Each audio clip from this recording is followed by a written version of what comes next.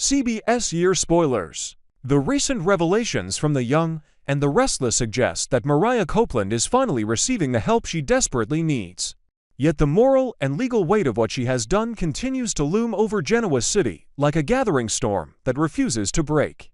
The question that lingers in the minds of those who care about Dominic Winters, and even in the minds of viewers who have watched Mariah grow from a traumatized young woman into a fiercely protective mother figure, is not whether she needs treatment, but whether treatment alone is enough. When someone crosses the line from instability into criminal behavior against a child, even if that child was once entrusted to her care, what form should accountability take? What consequence is both just and humane? What punishment acknowledges harm without erasing the complexity of the trauma that shaped her? These are not easy questions, and the storyline deliberately refuses to simplify them. Everything began unraveling when Mariah decided to take Dominic on what she framed as an imaginative cross-country adventure, a fantasy road trip that she may have believed was harmless, even healing. Yet reality does not bend to delusion, and highways are not safe spaces for psychological unraveling. A distracted driver is dangerous under normal circumstances. A distracted driver battling intrusive memories, distorted perception, and escalating paranoia is a catastrophe waiting to happen. The danger was not abstract. Every mile she drove, while mentally spiraling, multiplied the risk not only to Dominic, but to every stranger sharing the road. One moment of dissociation, one flashback triggered by a roadside billboard or a passing church sign echoing the path, and a vehicle could have veered across lanes into irreversible tragedy. The tension in this arc lies not only in what happened, but in what could have happened, and that looming possibility is precisely why the conversation about consequences cannot be avoided.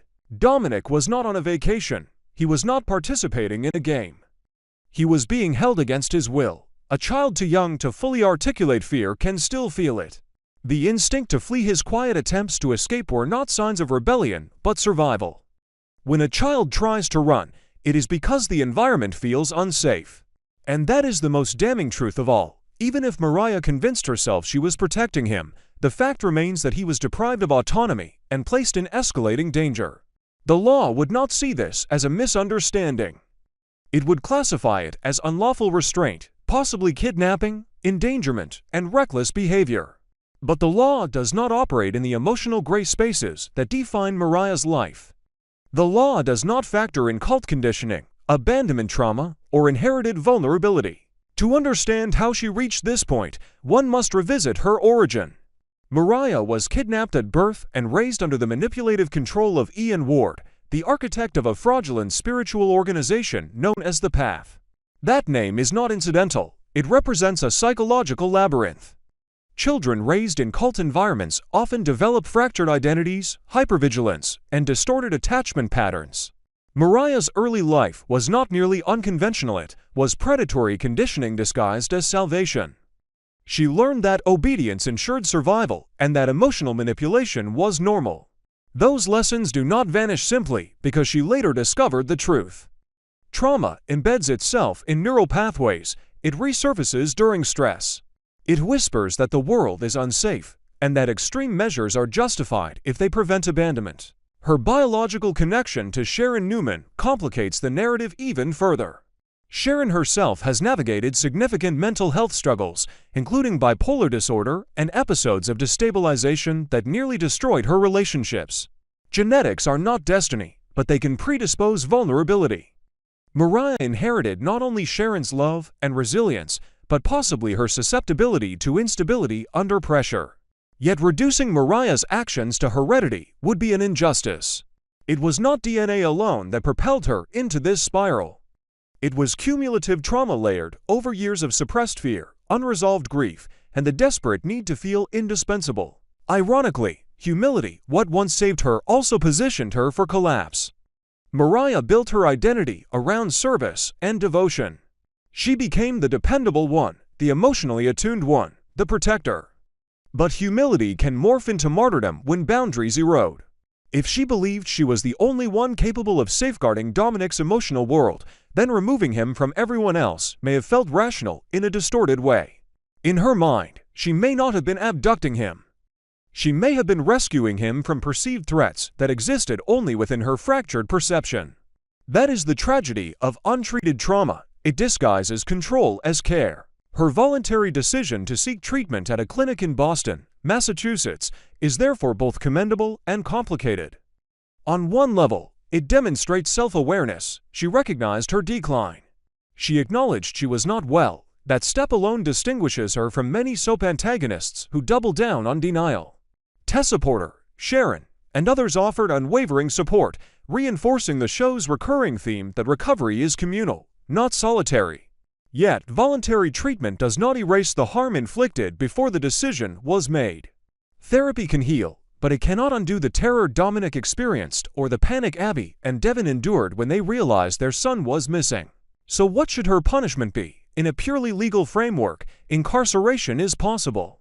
The state could argue that regardless of mental health context, the deliberate removal and concealment of a child constitutes a felony. But imprisonment without comprehensive psychiatric care would be punitive rather than restorative. It would address the symptom crime without addressing the cause psychological destabilization rooted in trauma. Conversely, releasing her without legal consequence risks trivializing the seriousness of child endangerment. The most ethically coherent path might lie in structured accountability, court-mandated psychiatric treatment, supervised probation, mandatory evaluations, and restrictions on unsupervised contact with Dominic until professionals determine safety. Such measures would signal that actions have consequences while acknowledging that illness played a role. Emotionally, however, the greater punishment may already be unfolding. Mariah must confront the realization that she became the very source of fear she once vowed to eliminate. For someone shaped by abduction, to replicate even a shadow of that dynamic is psychologically devastating. The mirror she now faces reflects not only guilt, but identity fracture. Who is she if she cannot trust her own perception? Who is she if her love caused harm? These are questions that therapy alone cannot answer quickly. They require dismantling internal narratives built over decades. Dominic's future perception of her will be another consequence she cannot control. Children remember emotional states more than details. Even if he cannot articulate the timeline, he will remember fear, confusion, the sense of something being wrong. Rebuilding trust may take years. That slow, uncertain process could be more painful than any courtroom verdict. And yet, redemption remains possible because the show thrives on moral complexity rather than absolutes. Mariah is not a villain in the traditional sense. She is a damaged woman who crossed a dangerous line. Ultimately, the storyline invites viewers to wrestle with uncomfortable nuance. Accountability and compassion are not mutually exclusive. Punishment does not have to be synonymous with destruction. The most powerful resolution would neither demonize nor excuse her, but instead depict a rigorous path toward restitution, psychological rehabilitation, transparent legal oversight, and a gradual rebuilding of relational trust. In doing so, the narrative would honor both Dominic's safety and Mariah's humanity. And perhaps that is the deeper message embedded within the chaos, that healing and justice can coexist. But only if truth is faced without defensiveness and consequences are accepted without self-annihilation. In the expanding psychological storm unfolding on the young and the restless, the most unsettling detail is not that Mariah believed Ian was present, whispering to her, guiding her, provoking her. The true horror lies in what that hallucination represents. The imagined conversations are not the root problem, they are the symptom. They are evidence of how deeply fractured her mental state had become before anyone fully grasped the severity of it. When a trauma survivor begins externalizing internal voices into a resurrected tormentor, it signals a collapse that has been building quietly for years. Mariah was not merely stressed, not merely overwhelmed, she was psychologically unraveling in ways that blurred memory, fear, and present reality into a single distorted narrative. The fact that she could perceive Ian as present speaks not to supernatural mystery, but to a mind fighting for coherence under unbearable pressure. One of the murkiest elements in this storyline remains her business trip last year to represent Cassidy First. That trip initially seemed insignificant, a routine professional obligation, yet it has now taken on ominous weight. During that assignment, she encountered a man named Will Hensley. On the surface, he appeared to be nothing more than an older stranger who made her uncomfortable. Yet his demeanor, tone, and subtle manipulations evoked memories of Ian Ward so vividly that it triggered something dormant inside her.